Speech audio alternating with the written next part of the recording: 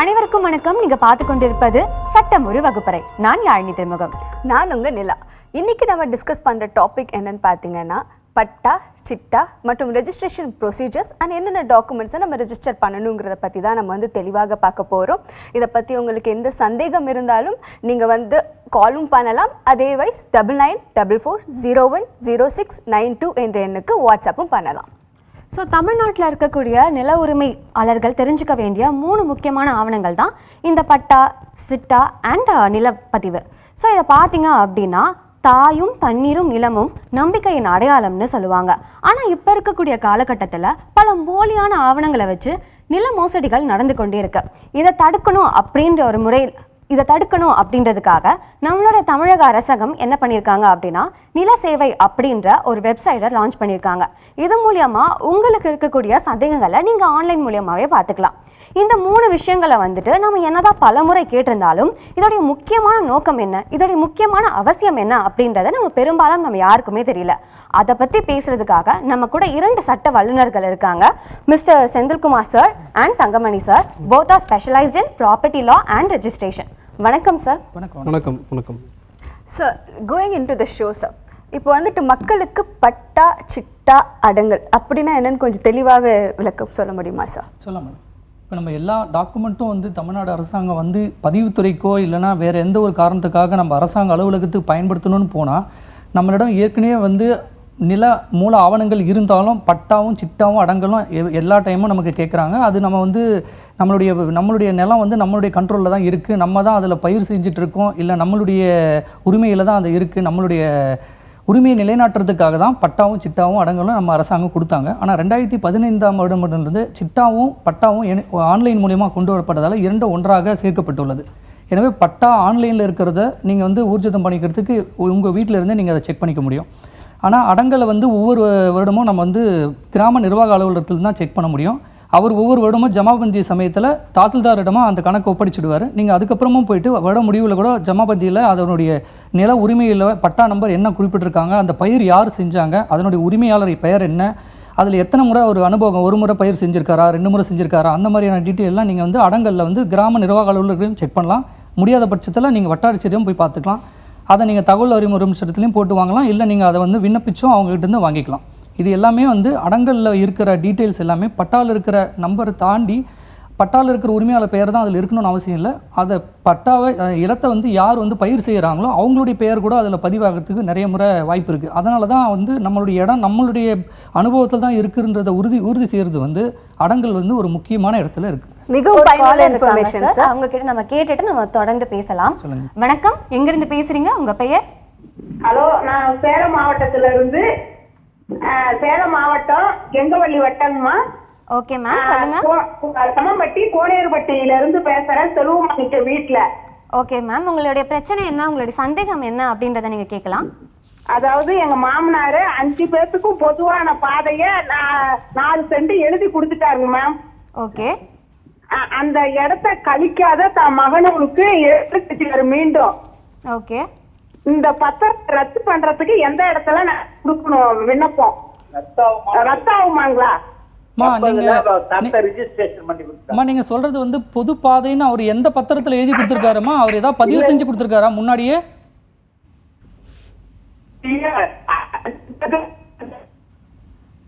Ma'am நீங்க பேசலாம், நம்மளுடைய வழக்கறிஞர் உங்ககிட்ட பேசிட்டு இருக்காங்க.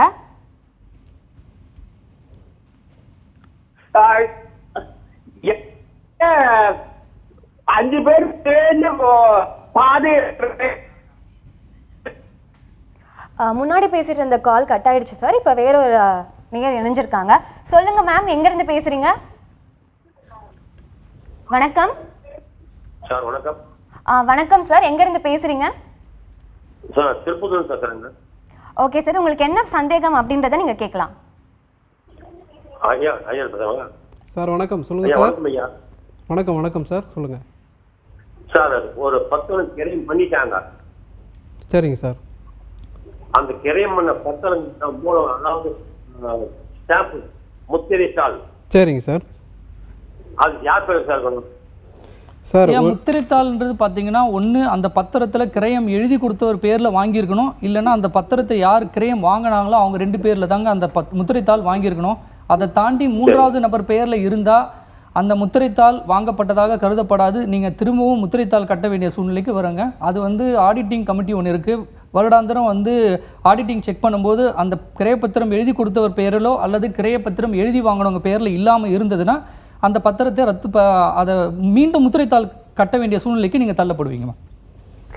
மிகவும் பயனுள்ள இன்ஃபர்மேஷன் சார். நம்ம நெக்ஸ்ட் காலர் கிட்ட பேசலாம். ஹலோ. ஹலோ, வணக்கம் மேடம். சொல்லுங்க மேம்.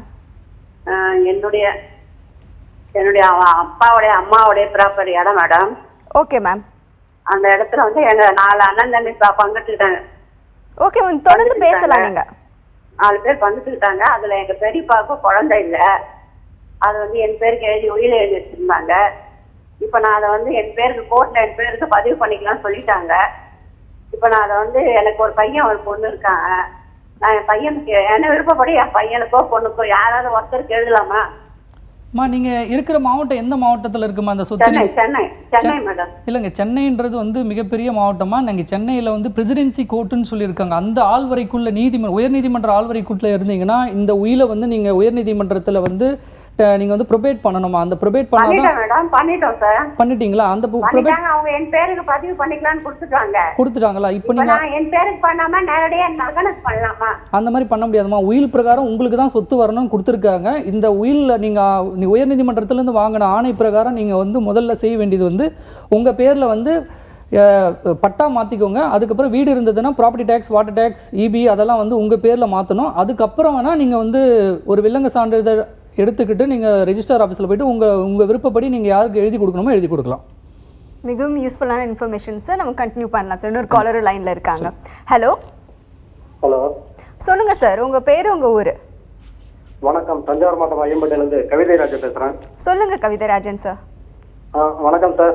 வணக்கம் சார். இப்போ வந்துங்க தாய் பத்திரம், பட்டா, சிட்டா, அடங்கல், வில்லங்கம் எல்லாம் சரி பார்த்து வாங்கினாலுமே வந்து பாத்தீங்கன்னா அந்த இடத்த வந்து இன்னும் கொஞ்சம் ஒரு சில வருஷங்கள் கழிச்சு இன்னொருத்தர் வந்து என்னுடைய இடம் தான் அப்படின்னு சொந்தம் கொண்டாடுறாங்க. அதே மாதிரி பாத்தீங்கன்னா அந்த பிரச்சனைக்காக வந்து கோர்ட்டு வழக்கு வம்பு வழக்குன்னு போயிட்டே இருக்குங்க. இந்த பிரச்சனை வந்து நிறைய இடத்துல நடந்துட்டு இருக்கு. நிலம் மோசடிக்கிறது, அதை வந்து நம்ம எப்படிங்க சரி பார்த்து வாங்குறது அப்படின்னு சொல்லுங்க. ஐயா, இப்போ இதுக்கு வந்து இதுக்காக மத்திய அரசாங்கம் ஒரு புது திட்டத்தை கொண்டு வந்திருக்காங்க ஐயா. ஒவ்வொரு ப்ராப்பர்ட்டிக்கும் நீங்கள் வந்து உங்கள் தனிப்பட்ட நபருக்கு ஆதார் வாங்கியிருக்கிற மாதிரி ஒவ்வொரு சொத்துக்கும் இப்போது புதுசாக ஒரு திட்டம் கொண்டு வந்திருக்காங்க. அது இன்னும் செயல்முறையில் வரல. நீங்கள் என்ன இடம் வாங்கினாலும் இதுக்கப்புறம் வர்ற பிரச்சனைகள்லாம் சரி பண்ணுறதுக்காக என்ன திட்டம் கொண்டு வந்திருக்காங்கன்னா ஒவ்வொரு இடத்துக்கும் ஒரு தனிப்பட்ட அங்கீகார எண் கொடுக்குறாங்க. அதன் பிரகாரம் லாங்கிடியூட் லேட்டிடியூட்னு சொல்லுவாங்க இந்த மேப்பில் பிரகாரம். அதுபடி உங்களுடைய இடத்த துல்லியமாக டிஜிட்டல் ஜிபிஎஸ் மேப் மூலியமாக அளந்து அதுக்குன்னு உங்களுக்கு எண் கொடுத்துட்றாங்க. அது பிரகாரம் இதுக்கப்புறம் ஃப்யூச்சரில் இந்த மாதிரியான ஒரு தகராறுகள் ஏற்படாதுன்றது தான் இப்போ எடுத்துக்கொண்டு இருக்கிற முயற்சியில் இருக்குங்க. அதனால் இதுக்கப்புறம் இந்த மாதிரியான பிரச்சனை வராதுன்றது நம்பலாம் கண்டிப்பாக. இன்னொரு காலரும் இருக்காங்க, அவங்ககிட்டயும் பேசிடலாம். வணக்கம், சொல்லுங்கள், எங்கேருந்து பேசுகிறீங்க? கால் கட் ஆகிட்டு இருந்தாங்க சார். ஸோ நம்ம முன்னாடி பேசிட்டு இருந்தோம்ல சார், அதை பற்றி நம்ம தொடர்ந்து பேசுவோம். நம்மளோட வாட்ஸ்அப் நேயர் ஒருத்தர் இருக்காங்க சார். அவங்க கேட்டிருக்கிற கேள்வி என்னன்னா, என்னுடைய சர்வே எண் 65/79. ஆனால் அது ஆன்லைனில் பதிவேற்றம் செய்யும் போது தவறாக வேறு ஒருவர் பட்டாவில் சேர்க்கப்பட்டுள்ளது. இதை நான் எவ்வாறு சரி செய்வது? இப்போ வந்து 65/79 நீங்கள் தான் உரிமையாளர். அதுக்கான ஆவணம், கிரை ஆவணமோ அல்லது வேறு ஏதாவது பதிவு செய்யப்பட்ட ஆவணம் உங்கள் பேரில் இருக்குது. அதுக்கு முன்னாடி இந்த 65/79க்கான பட்டாவும் உங்கள் பேரில் இருக்குன்னா இந்த ஆவணத்தை நீங்கள் வந்து ஆர்டிஓ ஆஃபீஸில் மனு கொடுத்து உங்கள் பேரில் தாராளமாக மாற்றிக்கலாம். அவர் வந்து தாசில்தார் மூலியமாக நில அளவையர் மூலமாக மீண்டும் வந்து நிலம் அளந்து உங்களுடைய கட்டுப்பாட்டில் தான் இருக்குது. உங்களுடைய உரிமையான டாக்குமெண்ட்லாம் இருக்குன்னா ஏற்கனவே தவறாக கொடுக்கப்பட்ட பட்டா ரத்து செய்யப்பட்டு உங்கள் பேரில் பட்டா இலவசமாக வழங்கப்படும். மிகவும் பயனுள்ள இன்ஃபர்மேஷன் சார். சார், நெக்ஸ்ட் வந்து செந்தில்நாதன் ஃப்ரம் சென்னை. 1975 எழுதப்பட்ட விடுதலை பத்திரத்தில் சொத்து விபரம் 4 மால் குறிப்பிடாமல் அனைத்து சொத்துக்கள் என்று மட்டும் குறிப்பிட்டு புக் 4 பத்திரப்பதிவு செய்துள்ளது சட்டப்படி செல்லுமா? அதாவதுமா அவங்க பண்ணியிருக்கிறது வந்து வில்லுன்னு சொல்லுவாங்கம்மா. ஆக்சுவலாக வந்து 1975 சர்வே நம்பர்ஸ் எதுவுமே மென்ஷன் பண்ணாமல் ஐ மீன் எங்கே இருக்குது அப்படி அந்த சொத்து விவரம் எங்கே இருக்குதுன்னு இல்லாமல் பொதுவாக என்னுடைய நான் சொத்தை வந்து எழுதி வைக்கிறேன் அப்படின்னு சொல்லியிருக்காங்க. அது மேபி வில்லாவே இருக்கலாங்கம்மா. அது விடுதலை ஆவணமாக அவங்க தலைப்பிட்டு கொடுத்துருக்காங்க. ஆனால் விடுதலை ஆவணத்தை வந்து புக் 4ல செய்ததை வந்து எந்த காரணத்தை கொண்டு அவங்கள உரிமை கோரத்துக்கு வாய்ப்பு கிடையாதுங்கம்மா. ஓகே சார், மிகவும் யூஸ்ஃபுல்லான இன்ஃபர்மேஷன் சார். நம்ம காலர் ஒருத்தங்க லைனில் இருக்காங்க, பார்த்துலாம். ஹலோ ஹலோ, சொல்லுங்கள் சார், உங்கள் பேர் உங்கள் ஊர்? என் பேர் ராஜா மேடம், விழுப்புரம் மாவட்டம் உண்ணாம்பல் கிராமத்திலிருந்து பேசுறேன். உங்க சந்தேகமா சொல்லுங்க சார். மேடம், ஒரு வழக்குல இருக்கிற சொத்து வந்து பட்டா பேர் மாற்றத்துக்கு தாலுகா போனா வழக்குல இருக்கிற சொத்துன்றதால பட்டா பேர் மாற்ற முடியல. Okay sir. ஆனா விஓ வந்து மின் இணைப்பு பெற மட்டும் சான்று கொடுக்கலாமா சார்? அதாவது வந்து நீங்கள் பட்டா சேஞ்ச் பண்ணுறதுக்கு ஆல்ரெடி உங்கள் நேமில் சேஞ்ச் பண்ணணுன்றதுக்காக நீங்கள் யாரை அணுகுனீங்க சார்? என்னங்க சார்? முதல்ல நீங்கள் யார் அணுகுனீங்க சார்? பட்டா சேஞ்ச் பண்ணணுன்ட்டு முதல்ல யார் அணுகுனீங்க? வட்டாட்சியில தான் சார் அணுகுனேன். சரிங்க சார். உங்களோட சொத்து வழக்குல இந்த சொத்து வந்து வழக்குல இருக்கிறதால பட்டா பேர் மாற்றம் சொல்லி ரிஜெக்ட் பண்ணிட்டாரு. சரிங்க சார். சார் உங்களோட விஓ வந்து அதே சொத்து மின் இணைப்பு பெற மட்டும் சான்று கொடுக்குறாரு. சரிங்க சார்.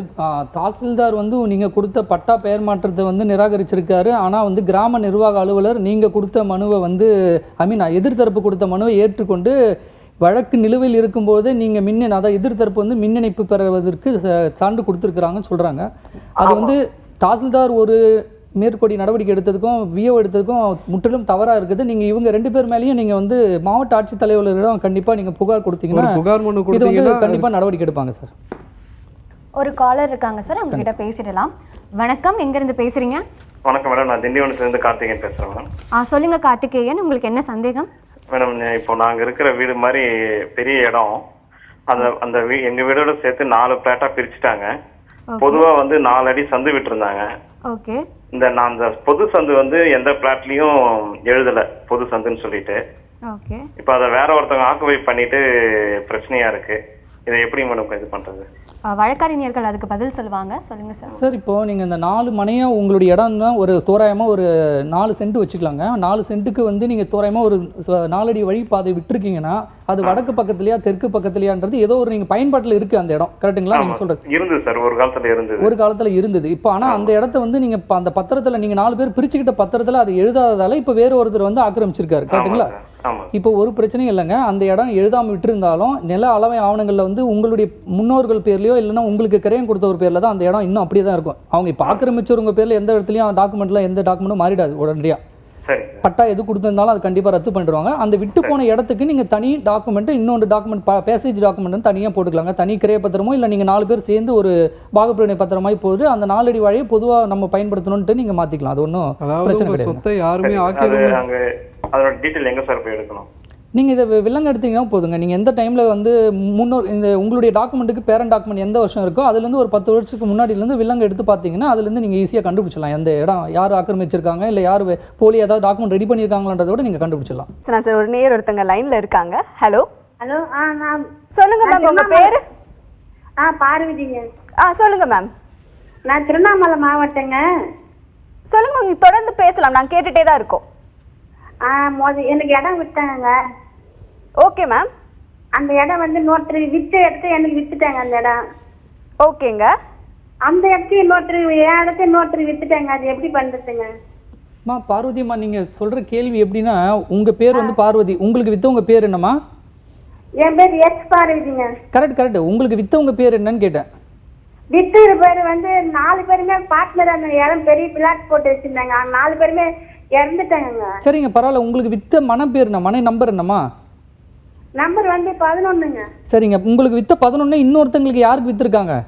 அது எனக்கு முதல்ல வந்து இன்னொருத்தர் வித்துட்டு அந்த பிளாட் எனக்கு கொடுத்துட்டுக்கிறாங்க. எனக்கு கொடுத்து இன்னொருத்தருக்கு அந்த பிளாட் இன்னொருத்தருக்கு வித்துறாங்க. சரிங்கம்மா. நீங்கள் வாங்கினது 2ஆவதா 3ஆவதா எத்தனாவதா வாங்கியிருக்கீங்க? நான் வந்து 2வது ஆளுங்கண்ணா. அப்போ அதை முதல் ஆள் எந்த தேதியில் வாங்கினாங்க, நீங்கள் எந்த தேதி?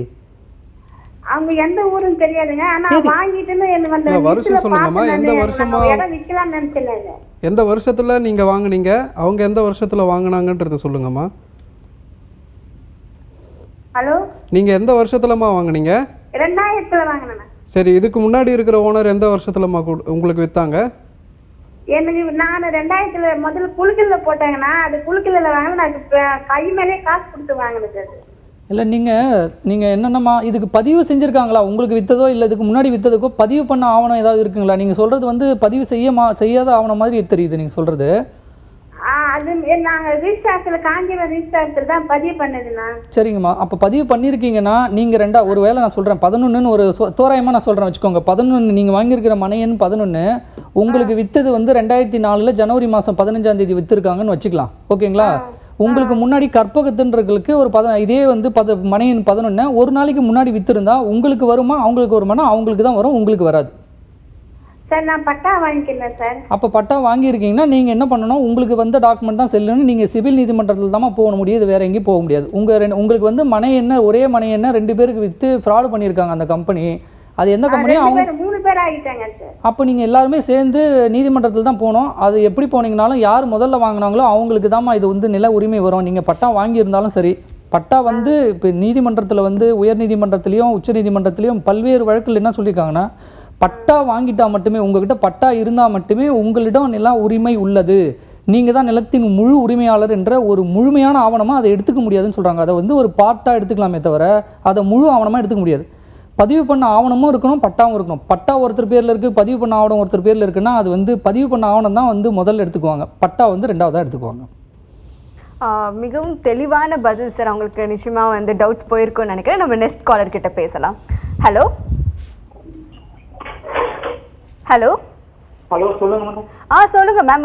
சொல்லுங்க சார், உங்க பேரு உங்க ஊரு? நான் நாராயணி பேருங்க, சேலம் மாவட்டத்திலிருந்து பேசுறேங்க. சொல்லுங்க சார். மேடம், நான் அப்பா ஒரு 6 சென்ட் நேரம் 30 வருஷத்துக்கு முன்னாடி வாங்கினாருங்க. Okay sir. கேக்குதுங்களா? கேக்குது சார், நீங்க தொடர்ந்து பேசலாம், நான் கேட்டுட்டு தான் இருக்கோம். 6 சென்ட் நிலம் வாங்கி 30 வருஷம் ஆகுதுங்க. அந்த நிலத்தோட ஓனரு இறந்துட்டாருங்க. ஆனா அவங்க பசங்க வந்து இன்னும் கிளைய மாட்டி தர மாட்டேங்கிறாங்க. அதுக்கு நாங்க என்ன பண்ணுங்க? நீங்கள் சொல்கிறத பார்த்தா 30 வருஷத்துக்கு முன்னாடி உங்கள் அப்பா இடத்த வாங்கியிருக்காரே தவிர அவர் பேரில் பதிவு பண்ணலை. சரிங்களா? கரெக்டுங்களா? ஆமாங்க, திரைங்க வந்தீங்க அப்ப. சரிங்க, 30 வருஷமாக நீங்கள் தான் அந்த இடத்துல பயிர் பண்ணிட்டு இருக்கீங்களா? ஆமாங்க, இங்கே தான் குடியேற்று கொடுங்க வீடு பற்றி. இல்லைங்க நாகராஜ், இப்போ முதல்ல மேடம் வந்து இன்ட்ரடக்ஷனில் சொன்னாங்க பார்த்தீங்களா, அடங்கல்ன்றது என்னென்னா உங்கள் பேரில் தான் 30 வருஷமாக நீங்கள் தான் பயிர் வச்சுட்டு இருக்கீங்கன்னு விஏஓ உங்கள் ரெக்கார்டில் உங்கள் பேரில் பயிர் பண்ணுறவங்க பேரில் உங்கள் பேர் இருக்குங்களா? தெரியுமா? சரி, இப்போ நீங்கள் சரியாக பார்த்தீங்களா? அது வீட்டில் ரசீது வேணும் போட்டுட்டு இருக்காருங்க. ஓ, வீட்டு இடமா? அது வீட்டு மணியாதுங்க? வேற எதுவும் இல்லைங்களா? என்னங்க? வேற எதுவும் இல்லைங்க, அது ஒன்று தான் போட்டுட்டு. பரவாயில்ல, வீடு கட்டியிருக்கீங்க, வீடு கொடுத்தோன்னு நடத்திட்டு இருக்கீங்க, அப்படி தானே நீங்கள் சொல்கிறது? ஆமாங்க. அப்போ நீங்கள் தாராளமாக நீங்கள் வந்து 30 வருஷத்துக்கு மேலே இருக்கிறதால தாராளமாக நீங்கள் உங்களுக்கு தான் உரிமை வேணும்னு சொல்லி நீங்கள் நீதிமன்றத்தை தான் நாட முடியுமே தவிர ஆட்டோமேட்டிக்காக நீங்கள் உரிமையாளராக ஆகிட மாட்டீங்க. அவங்ககிட்ட கேட்கறதுக்கு வாய்ப்பு இல்லைங்களா? இல்லை, அவங்கக்கிட்ட கேட்டால் அவங்க உங்களுக்கு ஏதாவது காம்ப்ரமைஸ் பண்ணி முடிச்சுக்க முடியும்னா முடிக்கலாமே தவிர சட்டப்படி அப்படியே டைரெக்டாக நீங்கள் ஓனர் ஆகிட முடியாது.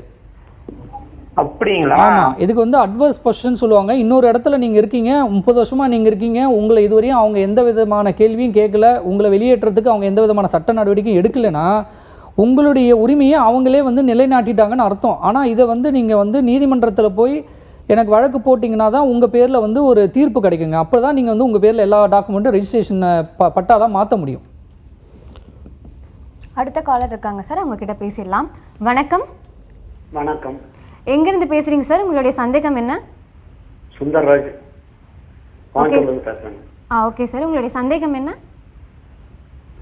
என்னோடது வந்து இந்த பத்திரமும் பட்டணம் மூலப்பத்திரம் 2 கொடுத்தேங்க. அவங்க வந்து பார்வேர்டு பண்ணியிருக்காங்க. Okay sir. அதுக்கு என்ன பண்ணணும்? நான் இவங்க நிர்வாக அதிகாரிகிட்ட கொடுத்தேன். கொடுத்த பின்னாடி அவங்க வந்து இது பண்ணிட்டு பார்வேர்டு பண்ணுறாங்க. அதுக்கு வேற வாட்ரு மொழி சார். நீங்கள் பத்திரத்தை யார்கிட்ட கொடுத்தீங்கன்றது முதல் தெரியணுங்க சார். சார் விஏஓகிட்ட. சரிங்க சார். அவர் அந்த பத்திரத்தை வாங்கிட்டு உங்களை ஃப்ராடு பண்ணிட்டாருன்னு சொல்கிறீங்க, கரெக்டு? இல்லை, ஃப்ராடு இல்லை சார். வாங்கிட்டு அவர் வந்து இது பண்ணியிருந்தாருங்க, இவருக்கு பட்டா கொடுத்துரும் அப்படின்னு சொல்லி. சரிங்க சார். அப்புறம் வந்து அவங்க வந்து நிராகரிக்கப்பட்டதுன்னு அதே மெசேஜ் வருது. சரிங்க சார். சார், நீங்கள் உங்களோட ஆவணம்ன்றது வந்து ஒரிஜினல் கொடுத்தீங்களா இல்லை ஜெராக்ஸ் காப்பி? அதாவது xerox copy sir. Xerox copy கொடுத்தீங்க சார். அந்த ஜெராக்ஸ் காப்பியை வச்சுட்டு நீங்கள் பட்டா அப்ளை பண்ணுறதுக்கான அது ஒரு ப்ரொசீஜர் தானுங்க சார். சரி.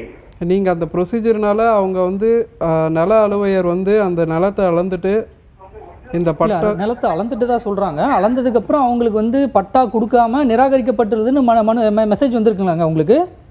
ஆமாங்க. எப்போ அப்ளை பண்ணீங்க? எந்த மாதம் அப்ளை பண்ணுதுங்க? கூட்டு பட்டாக்கு தான் சார். அதெல்லாம் நிலம் அளக்கலைங்க. புரியுது. நீங்கள் சொல்கிறது புரிஞ்சிச்சுங்க. கேள்வி என்னன்னு புரியுது. நீங்கள் எந்த மாதம் எந்த வருடத்தில் பண்ணது? உங்களுக்கு நிராகரிக்கப்பட்டதுன்னு மனு வந்திருக்கே தவிர உங்களை ஏதாவது நேரடியாக வந்து புலன் அதாவது புல இடத்துல வந்து சர்வே பண்ண வர சொல்லியோ இல்லைனா அசல் ஆவணங்களை வந்து தேவைக்கு வந்து காண்பிக்கணும்னு சொல்லி ஏதாவது மெசேஜ் வந்ததா இல்லைனா ஃபோன் வந்ததா ஏதாவது அழைப்பு வந்தது? அதெல்லாம் காமிச்சிங்களா? தொடர் பத்திரம் இல்லை, மூலப்பத்திரம் இல்லை அப்படிங்கிற மாதிரி வரும். சரிங்க சார், மூலப்பத்திரம் இல்லை அப்படின்னா நீங்கள் போயிட்டு அவரோட விஓ ஆஃபீஸ் கொண்டு போயிட்டு நீங்கள் மூலப்பத்திரத்தை கொடுத்தீங்கன்னா அதற்கான தீர்வை வந்து அவங்க கொடுத்துருவாங்க சார். விஏஓ கொடுத்துருவாங்க. சார் அது கொடுத்துருக்குறேன், கொடுத்து தான் கேட்டேன் நான். ஐயா நீங்கள் சொல்ற கேட்டதுக்கு தான் அவரு ஐயா இன்னும் மறுபடியும் போய் சேவை மையத்தில் பண்ணுங்க. ஐயா அதான் நீங்கள் சொல்கிறது எனக்கு புரியுதுங்க ஐயா. நீங்கள் வந்து உங்களுக்கு மனு நிராகரிப்பட்டது தொடர் ஆவணம் கொடுக்கலன்றாங்க. அதனால் இது ஒன்றும் பெரிய தவறு இல்லைங்க. நீங்கள் என்ன பண்ணலாம், திருப்பி அவர் என்ன டாக்குமெண்ட் கேட்டாரோ அந்த என்ன தாவணம் எடுத்து திருப்பி சேவை மையத்தில் போயிட்டு திருப்பி பதிவேற்றம் பண்ணிங்கன்னா உங்கள் பேரில் வந்துட்டு போகுது. அதனால் ஒன்றும் காலதாமதம் ஆகாதுங்க. இதுக்காக பெரிய செலவும் உங்களுக்கு ஆகாது. ஐயா நீங்கள் முதல்ல பண்ண மாதிரி ஆன்லைனில் எப்படி பண்ணீங்களோ அதே மாதிரி நீங்கள் பட்டாவுக்கு அப்ளை பண்ணீங்கன்னா உங்களுக்கான தீர்வு கிடைச்சிருங்க ஐயா. சொல்லுங்க சார், உங்க பெயர், எங்கிருந்து பேசுறீங்க? மனோஜ். சொல்லுங்க மனோஜ். பேசுறேன். சொல்லுங்க மனோஜ், உங்களுக்கு என்ன சந்தேகம்? நாங்கள் சார் சென்னையில் இடம் வாங்கலான்னு இருக்கோம். அது ஈஸி பார்க்கணும்னு சொல்றாங்களே, அது எங்க பார்க்கறது, எத்தனை வருடங்களுக்கு பார்க்கணும், அதுல என்ன தகவலை சரி பார்க்கணும் சார்? முதல்ல நீங்கள் ஒரு இடத்த வாங்கணும் அப்படின்னு சொன்னால் நீங்கள் ஈஸி பார்க்கணுன்னு சொல்கிறது ரொம்ப வரவேற்கத்தக்கது சார். நீங்கள் இப்போ எல்லாமே வந்து தமிழ்நாடு அரசு என்ன பண்ணியிருக்குன்னா 1975 இருந்து நம்மளுக்கு எல்லாமே ஆன்லைனில் கொண்டு வந்துருச்சுங்க சார். வில்லங்க சான்றிதழ்னு சொல்லுவாங்க தமிழில். அதை நீங்கள் என்ன மாவட்டம் என்ன கிராமம் அப்படின்றது உங்களுக்கு தெளிவாக தெரிஞ்சுது அப்படின்னு சொன்னால் தமிழ்நாடு ரிஜிஸ்ட்ரேஷன் டிபார்ட்மெண்ட்டில் போயிட்டு குறிப்பிட்ட சர்வே நம்பர், குறிப்பிட்ட டிஸ்ட்ரிக்ட், குறிப்பிட்ட வில்லேஜ் நீங்கள் போட்டிங்க அப்படின்னு சொன்னால் அந்த வில்லங்கம் யார் பேரில் இருக்குது அப்படின்றத நீங்கள் தெரிஞ்சுக்கலாங்க சார். இப்போ எல்லாமே உங்களுக்கு 1975 இருந்து ஃபுல்லாமே ஆன்லைனில் வந்துருச்சுங்க சார். அதனால் உங்களுக்கு எல்லாமே இப்போது பார்க்குறதுக்கு ஓனர் யாருன்றது வெரிஃபை பண்ணுறதுக்கு உங்களுக்கு கொஞ்சம் ஈஸியாக இருக்குங்க சார். மிகவும் அருமையான பதில் சார். சார் இப்போ ஒரு வாட்ஸ்அப் கேள்வி சார். மகேஷ் ஃப்ரம் சாத்தூர். கூட்டுப்பட்டாவில் 7 நபர் பெயர்களில் ஒரு நபருக்கு மட்டும் வழக்கு இருந்தால் மீதமுள்ள உரிமையாளர்களுக்கு கூட்டுப்பட்டா மாற்றம் செய்ய தடை உள்ளதா? இவ்வாறு உள்ள நிலையில் வழக்கு இல்லாத நபரின் ஒரு மருத்துவ தேவைக்காக நிலத்தை விற்க முடியுமா?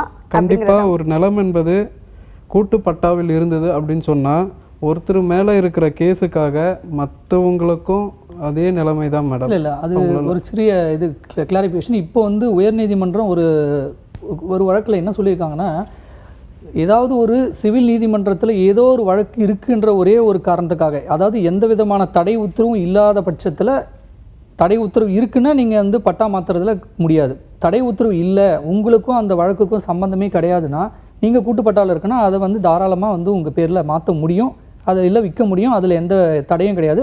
அந்த மாதிரி யாராவது உங்களுடைய மனுவை நிராகரித்தாங்கன்னா நீங்கள் தாராளமாக மேல்முறையீடு செய்யலாம், உங்களுக்கு கட்டாயமாக தீர்வு கிடைக்கும். தொடர்ந்து இந்த இன்ஜெக்ஷன்ங்கிற கான்செப்டை பற்றி நம்ம தெளிவாக பேசலாம் சார். அதுக்கு முன்னாடி ஒரு நேர் வந்து லைனில் இருக்காங்க. ஹலோ ஹலோ ஹலோ சொல்லுங்கள் சார், உங்கள் பேர், உங்கள் ஊர்? மேடம் வணக்கம் மேடம். வணக்கம் சார். ராஜ்குமார் பேசுகிறேன். சொல்லுங்கள் சார். அது எங்களது பூர்வீக சொத்து மேடம். Okay sir. 2 ஏக்கர் சொத்து அது.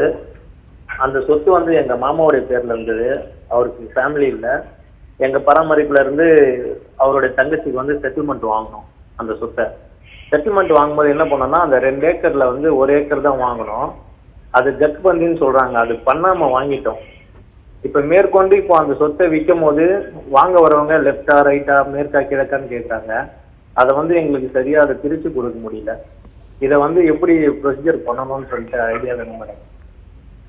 ராஜ்குமார், இப்போ நீங்கள் வந்து மாமாவுடைய ப்ராப்பர்ட்டி யார் பேரில் வந்திருக்கு? உங்கள் மாமானா தாய் மாமாவா? அம்மாவுடைய மாமா? ஆமாம் சார். ஓகே. என்னுடைய சித்தி பேர்ல சார், எங்கள் அம்மாவுடைய தங்கச்சி. அம்மாவுடைய தங்கச்சிக்கு 1 ஏக்கரா கொடுத்துருக்காருங்களா?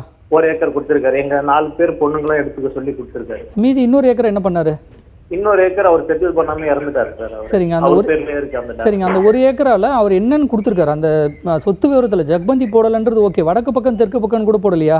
இல்ல சார், அது எப்படி இருக்குன்னா, இவருடைய சொத்து இவருடைய தங்கச்சிக்கு வந்து இந்த நேரத்துல இந்த டேட்ல வந்து இந்த 2 ஏக்கர் 1 ஏக்கர் அவங்களுக்கு வந்து செட்டில்மெண்ட் பண்ணி தராங்கன்னு சொல்லிட்டு அப்படி எழுதிட்டாங்க சார். சரிங்க, அப்படி எழுதி வச்சுட்டாரு. ஆனால் இப்போதைக்கு அவர் உயிரோடு இல்லை, கரெக்டுங்களா? ஆமா சார். இப்போ ஆனால் அவருடைய வாரிசுனா யார் வருவாங்க? அவருக்கு திருமணம் ஆகல, வாரிசு இல்லைன்னு. ஆமா சார், அவர் வாரிசுன்னு பாத்தீங்கன்னா அண்ணன் தம்பிங்கலாம் ஒரு 7-8 பேர் இருக்காங்க சார். ஓகேங்க, அப்போ என்ன பண்ணலான்னா உங்கள் சித்தி வந்து ஒரு நபராகவும் மற்ற நபர் யார் யாரெல்லாம் வந்து அவருடைய உடன் பிறந்த சகோதரர்கள் சகோதரிலாம் இருக்காங்களோ அவங்க எல்லாரையும் எதிர்த்தரப்பாக நீங்கள் வந்து சேர்த்து ஒரு வழக்கு நீங்கள் சிவில் நீதிமன்றத்தில் தொடர்ந்து இந்த 1 ஏக்கரா எனக்கு தனியாக பிரித்து எல்லைகள் காமிச்சு என் பேரில் வந்து ஒப்படைங்க அப்படின்னு சொல்லி வழக்கு போட்டிங்கன்னா அந்த 1 ஏக்கரா உங்கள் சித்தி பேரில் வந்துடும். மீதி இருக்கிற 1 ஏக்கரால் உங்கள் சித்திக்கு 10ல் 1 இல்லை 9ல் 1 பாகம் வந்து கண்டிப்பாக கொடுப்பாங்க. உங்கள் அம்மாவுக்கும் ஒரு பாகம் வரும் அந்த 10ல் 1 பாகத்தில். வணக்கம், எங்கேருந்து பேசுகிறீங்க? ஹலோ வணக்கம் மேடம். அவங்க பெயர்? என் பேர் வேலு மேடம். சொல்லுங்கள் வேலு, உங்களுக்கு என்ன பிரச்சனை, என்ன ப்ராப்ளம்?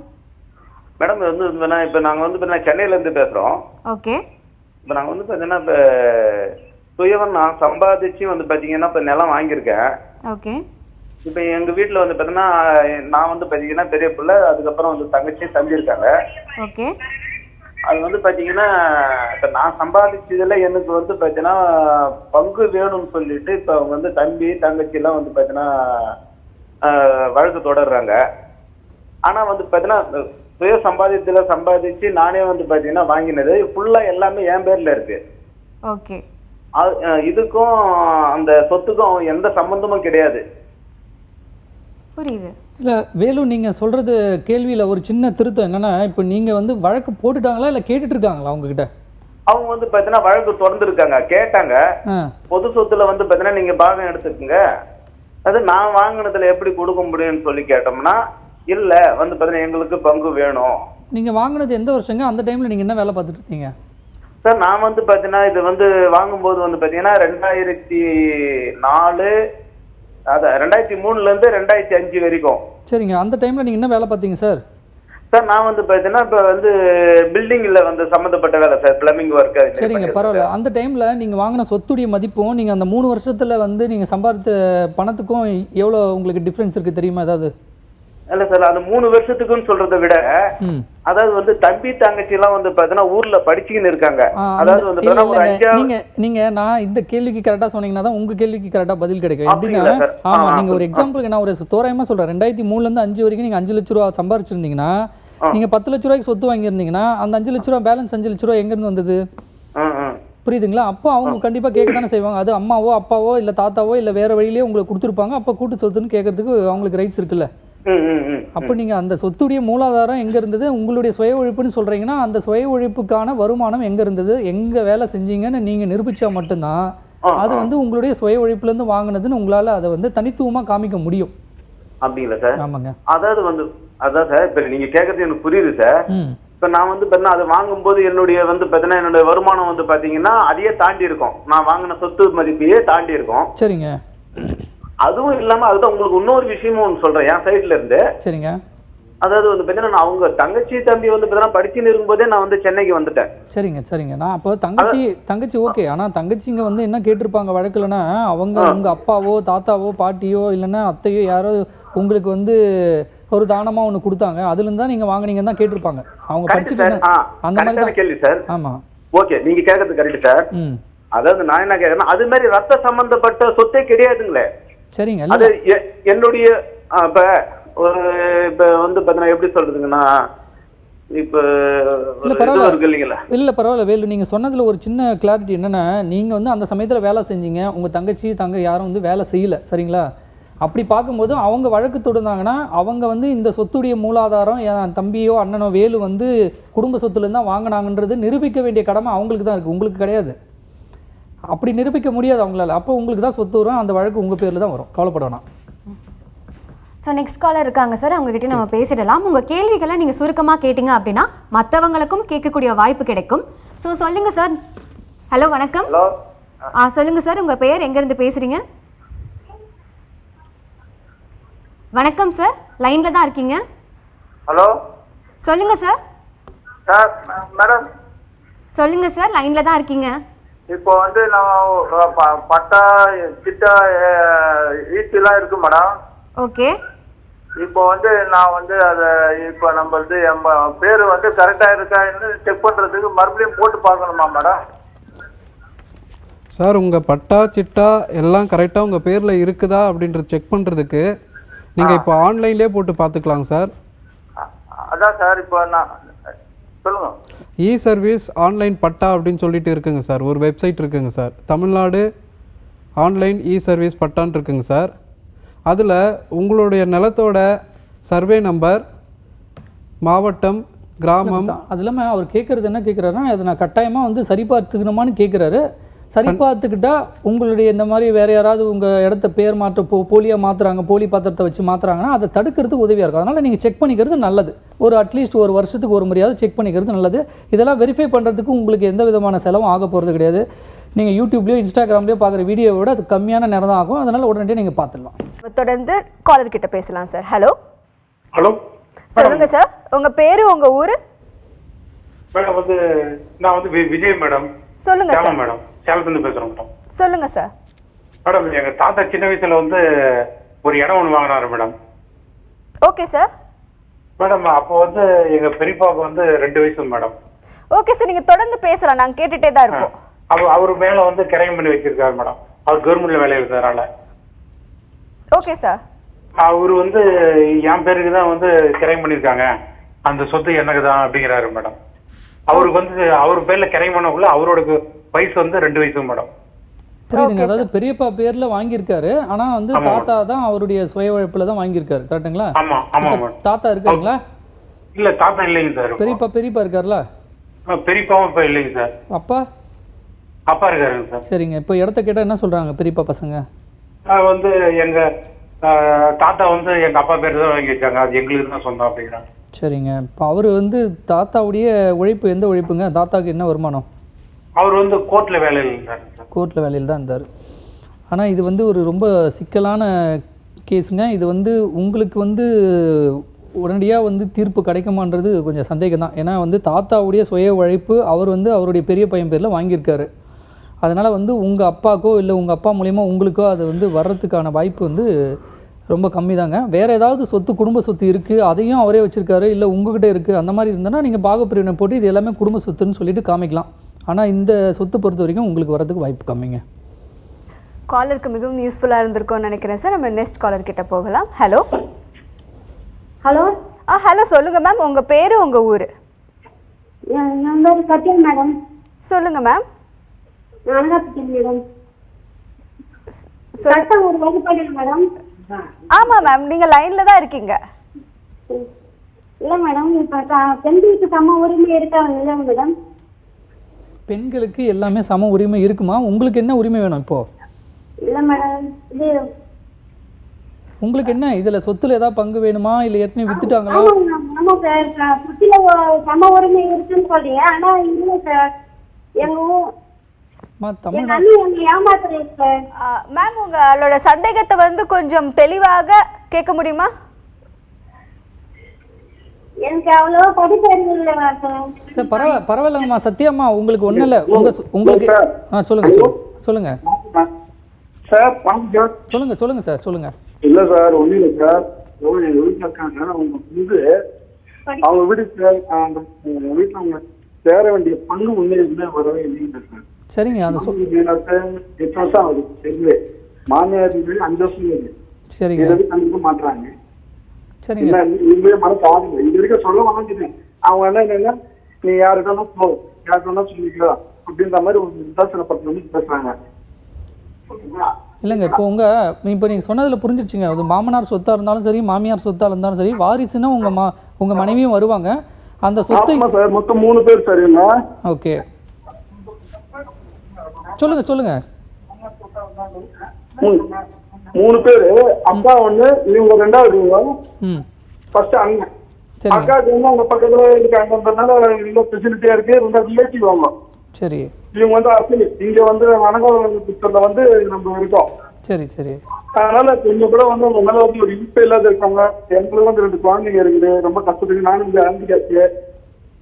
இல்லை இப்போது இதில் வந்து உங்கள் மனைவிக்கு சொத்துல பங்கு வருமா வராதான்னு கேட்டால் கட்டாயமாக வரும். ஆனால் உங்கள் மாமனாரோ மாமியாருடைய சுய உழைப்பில் வாங்கியிருந்த சொத்தாக இருந்து அவங்க யாராவது ஒரு மகனுக்கோ மகளுக்கோ ஏற்கனவே வந்து ஏதாவது ஏற்பாடு செய்து போயிருந்தால் உங்கள் மனைவிக்கு வர்றதுக்கான வாய்ப்பு கிடையாதுங்க. அது குடும்ப சொத்தாக இருந்து ஒருவேளை மாமனாருடைய அப்பா வழியிலையோ இல்லை மாமியாருடைய அப்பா வழியிலோ ஏதாவது வந்திருந்தால் உங்கள் மனைவிக்கு கட்டாயமாக கிடைக்கும். அது நீங்கள் தாராளமாக வந்து சிவில் நீதிமன்றத்தில் தேடி அதுக்கான உங்களுக்கான பங்கு நீங்கள் வாங்கிக்கலாம் கண்டிப்பாக. நன்றி சார். இன்னொரு காலர் இருக்காங்க, அவங்க கிட்டே போயிடலாம். ஹலோ வணக்கம், எங்கேருந்து பேசுகிறீங்க? வணக்கங்கம்மா. வணக்கம், உங்கள் பெயர்? அம்மா காளியப்பன்மா. காளியப்பன், உங்களுடைய கேள்வி நீங்கள் சுருக்கமாக கேட்டிங்கன்னா நல்லாயிருக்கும். சொல்லுங்க. அம்மா காளியப்பன்மா, மேட்டூர்மா, சேலம் மாவட்டம். Okay sir. காளியப்பன்மா. சொல்லுங்க காளியப்பன், என்ன உங்களுக்கு என்ன சந்தேகம்? ஐயா புறம்போக்கு நத்தம் புறம்போக்கு. சரிங்க. என்னுடைய இடம் ஐயா. சரிங்க ஐயா. அந்த இடத்துல பக்கத்துல பட்டா வீடு ஒண்ணு இருக்கு. சரிங்க. அவங்களும் வழி மறிக்கிறாங்க. சரிங்க. எனக்கு நடைபாதை இல்லாம. சரிங்க. பக்கத்துல ஒருத்தர் வெறும் என் நிலத்தை வாங்கினாங்க விலைக்கு. சரி. அவங்களும் வழி மறிச்சு கட்டினாங்க. சரி. நாங்க நகராட்சிக்கு போனோம். அவங்களுக்கு வழி இல்லைன்னு சொல்லி அவங்களா எழுதி கொடுத்து வருவாய்த்துறைக்கு அனுப்பிட்டாங்க. சரிங்க. உங்களுக்கு என்ன இதுல உங்களுக்கு என்ன ப்ராப்ளம்? அவங்களும் வழி வகுத்து கொடுத்தாங்க. சரி. அப்புறம் அது பிறகு நாங்க அந்த வழியில போய் வீடு கட்டுறதுக்கு முயற்சி செஞ்சோம். சரிங்க. மீண்டும் அந்த வழியை மறிக்கிறாங்களே ஐயா. இது ஒன்றும் இதில் உங்களுக்கு எந்த பதற்றப்பட வேண்டிய அவசியமே இல்லைங்க. இந்த மாதிரி வந்து பொது வழின்னு ஆல்ரெடி உங்களுக்கு கடிதம் இருக்குது, அது நகராட்சி கொடுத்துருக்காங்கன்னா இந்த மாதிரி பொது வழி, பொது சாலைகள், தெருக்கள் என்று வகைப்படுத்தப்பட்ட இடங்களில் யாராவது அத்துமீறி ஆக்கிரமணம் செஞ்சால் நீங்கள் வந்து இதை மாவட்ட வருவாய் அலுவலரோ இல்லைனா வந்து ரெவென்யூ டிவிஷனல் ஆஃபீஸருக்கு நீங்கள் வந்து முறையிட்டீங்கன்னா அவரே வந்து இதை குற்றமுறைய நடவடிக்கை சட்டப்படி நடவடிக்கை எடுத்து அதை யார் ஆக்கிரமிச்சாங்களோ அந்த ஆக்கிரமணத்தை எடுத்துருவாங்க. நீங்கள் நீதிமன்றத்துக்கு போகிறதுக்கு முன்னாடி இந்த முறையை கையாளுங்க, உங்களுக்கு செலவுகளும் எதுவுமே கிடையாதுங்க. சார் மிகவும் யூஸ்ஃபுல்லான இன்ஃபர்மேஷன் சார். இன்னைக்கு எல்லாருக்குமே ரொம்ப யூஸ்ஃபுல்லாக இருந்திருக்கும். நீங்கள் கொடுத்த ஒவ்வொன்றும் வந்து வெரி யூஸ்ஃபுல்லான informations. Thank you so much sir. நாளைக்கு நம்ம டிஸ்கஸ் பண்ண போகிற டாபிக் பார்த்தீங்கன்னா கன்சியூமர் கேசஸ். அந்த டாப்பிக்கில் உங்களுக்கு என்ன ஒரு சந்தேகம் இருந்தாலும் நீங்கள் 9944010692 என்ற எண்ணுக்கு வாட்ஸ்அப் பண்ணலாம். Until then, this is Nila signing off. And Yazhini திருமுகம். இது சட்டம் ஒரு வகுப்பறை.